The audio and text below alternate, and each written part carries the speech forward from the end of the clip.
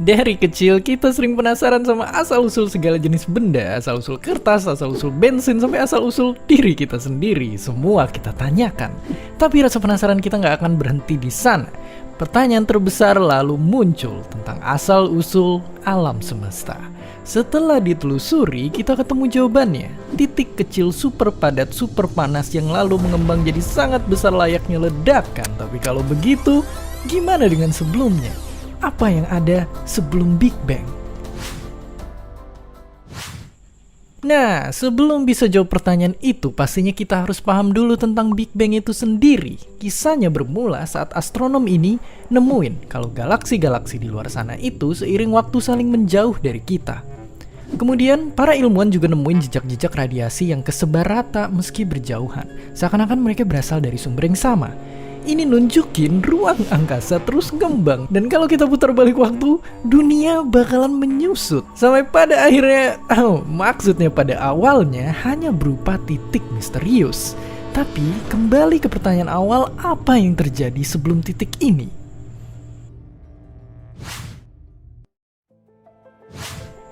Nyatanya ini masih menjadi misteri. Untuk coba ngejawabnya, bahkan kita udah ngebangun mesin akselerator partikel terbesar di dunia. Bentuknya itu kayak terowongan melingkar di bawah tanah yang kelilingnya bukan 10 meter, bukan 100 meter, tapi 27 km, alias kita bisa ngejajarin 85 lapangan sepak bola di tengahnya. Tapi udah gini pun, pengetahuan kita tentang awal mula alam semesta ibarat puzzle yang masih jauh dari selesai. Makanya balik ke pertanyaan tadi, bahkan para fisikawan terbaik pun punya jawaban berbeda-beda. Kenapa bisa begitu? Untuk bisa ngelihat alasannya, kita mesti tahu dulu sebenarnya apa wujud dunia ini. Banyak dari kita nganggep dunia itu berisi objek-objek yang saling tarik-menarik. Tapi kemudian Einstein menantang anggapan itu. Dunia kita itu ternyata seperti kain.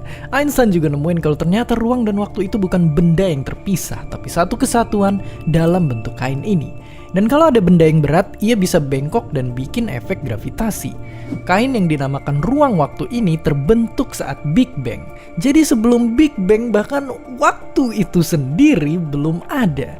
Bayangin ini ibarat kita ada di pusat kutub selatan dan selayaknya nggak ada yang lebih selatan lagi dari pusat kutub selatan. Jadi nggak ada yang namanya waktu sebelum Big Bang.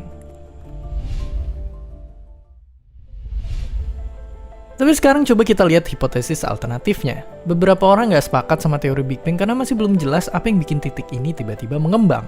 Makanya ada konsep yang bilang bahwa titik ini ternyata berasal dari alam semesta yang pernah ada dan menyusut menjadi black hole, melahap seluruh dunia, dan runtuh jadi sang titik misterius yang lalu kedorong untuk ngembang dan ngulang semuanya lagi dari awal. Jadi ibaratnya alam semesta itu kayak paru-paru yang bisa kembang lalu kempis.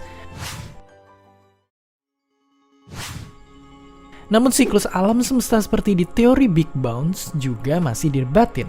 Tapi sekarang ada model baru yang bilang kalau sebelum Big Bang kita akan ketemu dalam tanda kutip kuburan alam semesta sebelumnya. Di sini alam semesta mirip siklus juga. Bedanya ruang angkasa tetap ngembang terus-terusan sampai seluruh alam semesta jadi sangat besar, dingin, gelap dan sepi. Lubang hitam di mana-mana dan gak kehitung berapa triliun tahun para lubang hitam ini akan nguap sambil mancarin radiasi. Itulah yang diklaim ditemuin sama fisikawan pemenang Nobel satu ini. Artinya, mungkin aja itu adalah sisa-sisa dari black hole dari alam semesta sebelum kita. Jadi pada akhirnya pertanyaan ini jadi salah satu misteri terbesar umat manusia yang belum terpecahkan. Tapi yang jelas majuin umat manusia itu bisa dilakuin lewat berbagai cara. Sebagian melakukannya dengan ngeliat ke depan dan ngembangin berbagai teknologi untuk bikin kita makin berjaya. Dan sebagian sisanya dengan ngeliat ke belakang untuk benar-benar belajar dan memahami posisi kita di jagat raya semesta ini. Dan seperti biasa, terima kasih.